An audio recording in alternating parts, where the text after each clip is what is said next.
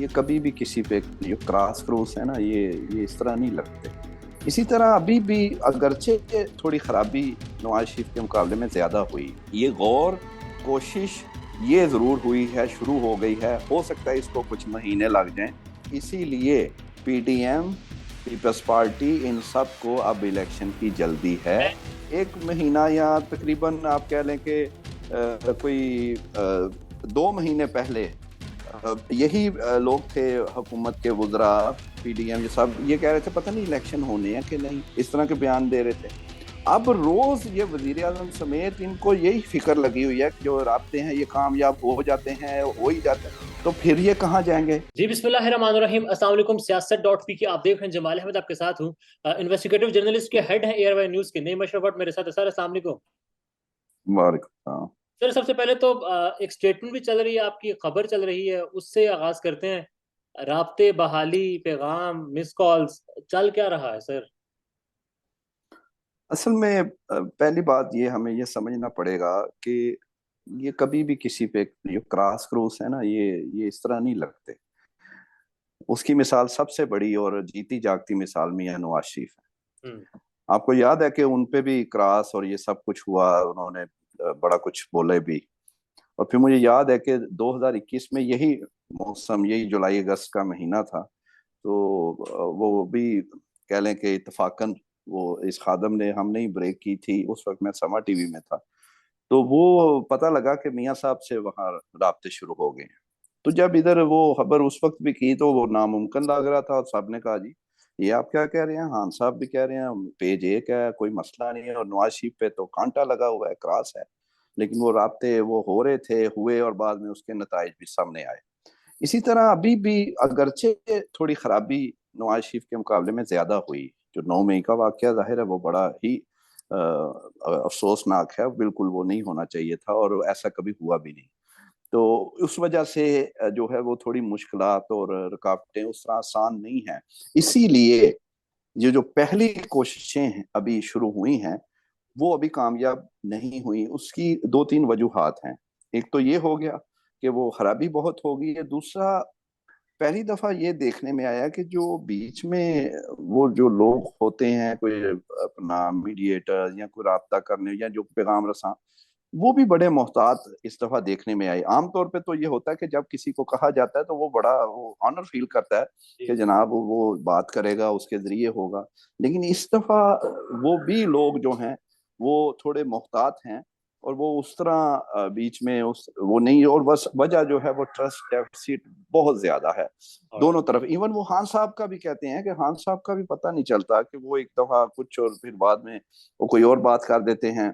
दूसरी साइड का भी है, और फिर दोनों साइड्स का आपस में भी ट्रस्ट जो है वो काफी खराब हो चुका है। लेकिन एट लीस्ट ये गौर कोशिश ये जरूर हुई है, शुरू हो गई है, हो सकता है इसको कुछ महीने लग जाएं, कुछ हो सकता है साल। और इसीलिए ये अहम बात है, इसीलिए पीडीएम, पीपल्स पार्टी, इन सब को अब इलेक्शन की जल्दी है। मैं बट इनको सर मैं पता है।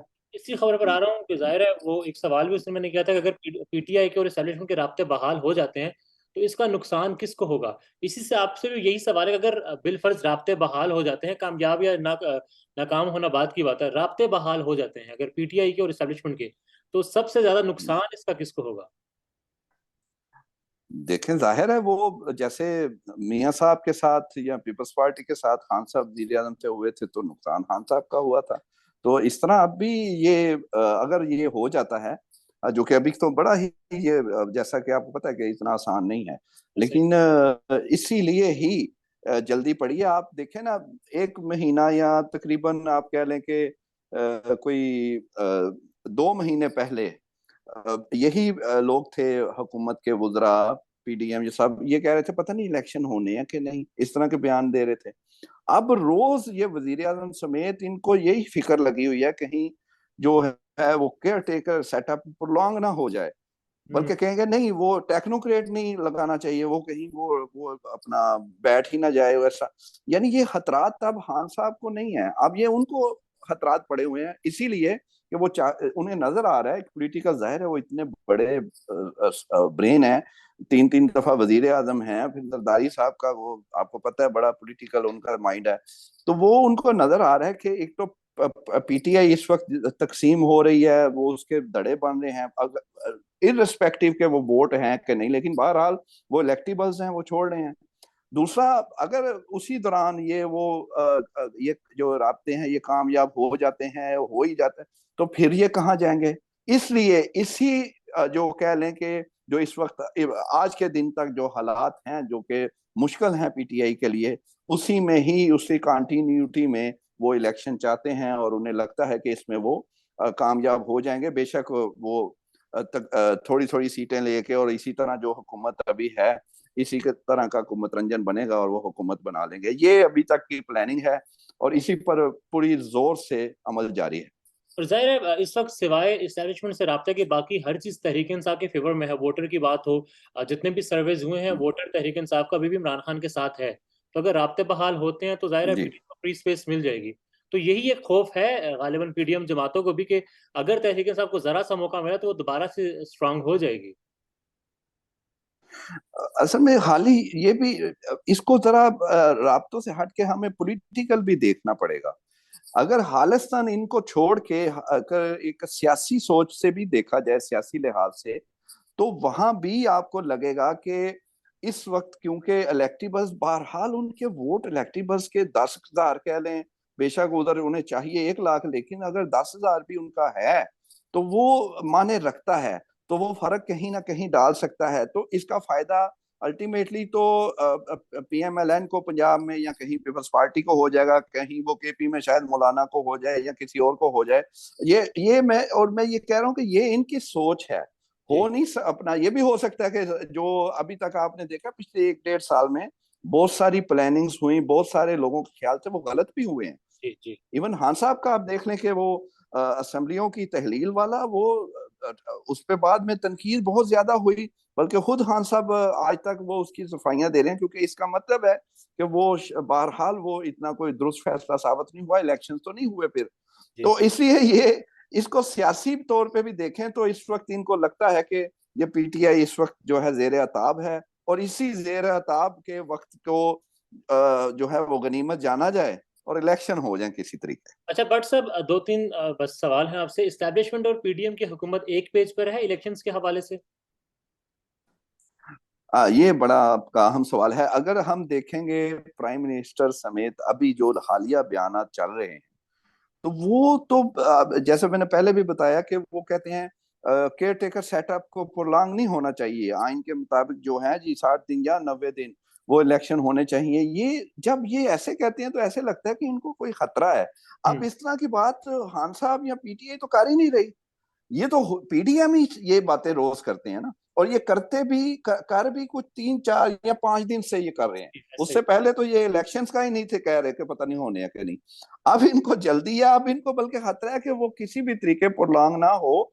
इसलिए देखें, बहरहाल आप देखें कि मियां साहब 3 दफा वजीर आजम बने, तीनों दफा वो फारग भी हुए, और वो आपको पता है इल्जाम भी लगाते रहे हैं हर वक्त में, और उनकी लड़ाई हमेशा रही है एस्टेब्लिशमेंट से मियां साहब की।